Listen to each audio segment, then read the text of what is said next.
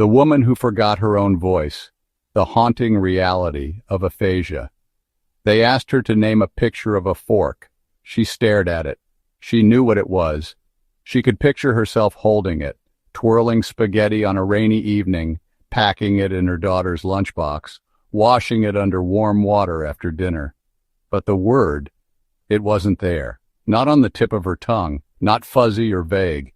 It was gone, like it had never existed.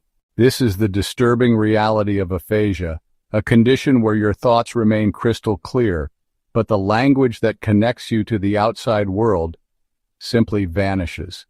And to understand how someone can be fully present, completely aware, yet unable to communicate, we have to look at what language really is, and just how fragile it turns out to be.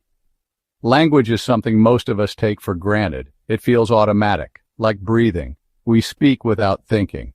We listen without effort. But language is not one thing. It's not a single switch that turns on in the brain. It's a symphony, an intricate, beautifully timed coordination of multiple brain regions. Your Broca's area, located in the frontal lobe, helps you form words. Your Wernicke's area, in the temporal lobe, helps you understand them. And connecting those two is a bundle of nerve fibers called the arcuate fasciculus, like a neural superhighway for language. Damage just one piece of this network, and the whole system falls apart. Aphasia can strike like lightning after a stroke, traumatic injury, or even a brain tumor. Or it can seep in like fog in conditions like primary progressive aphasia, a rare form of frontotemporal dementia where neurons wither slowly and silence creeps in. And here's the most terrifying part. People with aphasia often know exactly what they want to say. They just can't. Imagine standing behind glass, watching the world, understanding everything, while being completely unable to speak, write, or even respond. Imagine trying to live like that. But aphasia isn't one thing either. It comes in many forms. In Broca's aphasia, speech becomes difficult. You understand language, but your own words come out broken, hesitant, labored. Instead of saying, "I need to take the dog out for a walk," you might only be able to say, "Dog, walk." You know what you want to say, but your mouth and brain won't cooperate. In Wernicke's aphasia, the opposite happens. You can speak fluently, but what you say doesn't make sense. A person might say, "The river garden shouts apple tomorrow light switch." They have no idea their words are jumbled. To them it sounds right. It's only when others look confused that they realize something is wrong. And then there's anomic aphasia, a condition where you can describe something in full detail, but can't retrieve the specific word. You know what a fork is. You know what it does. But the actual word is gone, like someone deleted it from your dictionary. And finally, global aphasia, the most severe form. Speech, nearly gone. Understanding, almost completely impaired. It's like being trapped inside yourself, with no clear way out. One man walked into an emergency room after a car accident. He was smiling, calm, no visible injuries. He looked the nurse in the eye and said, "Banana sandwich refrigerator. Sky eats turtle." That's Wernicke's aphasia. To him, the sentence felt normal. He was trying to communicate, but the meaning had collapsed. What's worse, he didn't know the collapse had happened. It took weeks of therapy and observation for doctors to help him understand that what he said didn't match what he meant. And for the people around him, especially his family, it was like living with someone who was half present and half vanished. You've seen aphasia before. You just may not have recognized it. When actor Bruce Willis stepped back from his film career, it wasn't just aging. He was diagnosed with frontotemporal dementia, a condition that affects behavior, cognition, and language. Fans noticed he was speaking less in interviews, responding with fewer words. Eventually, the family confirmed what many had feared. Bruce could no longer reliably speak his lines or follow scripts, not because he forgot how to act, but because his ability to express himself was dissolving piece by piece. Aphasia doesn't discriminate. It doesn't care how smart, successful, or articulate you are. It can happen to anyone. So, Can you recover? Sometimes, yes.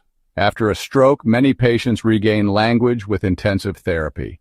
The brain, amazingly, can rewire itself. Other regions pick up the slack. Words return, slowly, painfully, but often. Speech-language therapy becomes the foundation, rebuilding language like a broken house, one brick at a time. Patients relearn how to name objects, how to form full sentences, how to match words to meanings. In some cases, technology steps in to help. Apps that support language recovery, AI tools that analyze patterns of speech. And in the future, brain-computer interfaces that may let people think their words onto a screen.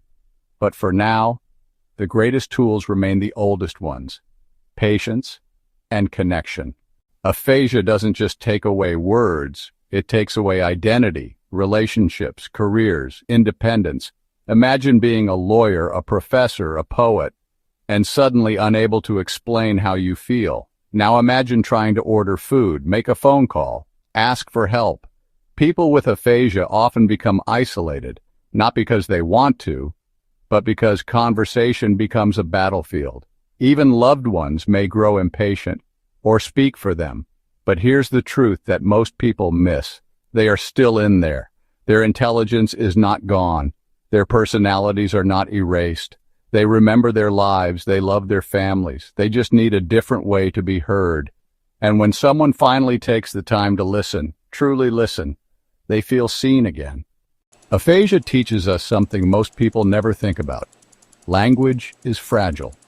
We think it's effortless, automatic, but it's not.